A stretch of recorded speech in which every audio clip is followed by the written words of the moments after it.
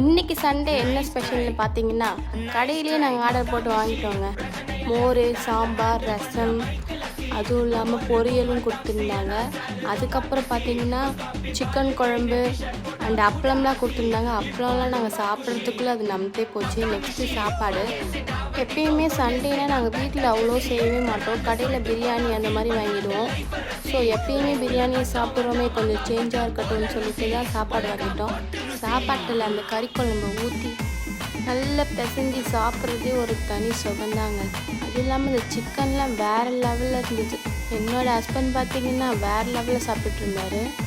ரொம்ப நல்லா இருந்ததுன்னு சொன்னார். யாரெல்லாம் அடிக்கடி கடையில் வாங்கி ஆர்டர் போட்டு சாப்பிடுவீங்கன்னா கமெண்டில் சொல்லுங்கள். அதுவும் நாங்கள் ஒரு சரியான ஆர்டர் ஃபேமிலி. எப்போ பாரு எல்லாத்தையும் ஆர்டர் போட்டுட்டு தான் இருப்போம். என்னோடய ஹஸ்பண்ட் பார்த்திங்கன்னா கடைசியாக ரசத்தில் ஒரு பொடியும் மோரில் ஒரு பொடி சாப்பிட்டு இதோடு ஃபினிஷ் பண்ணி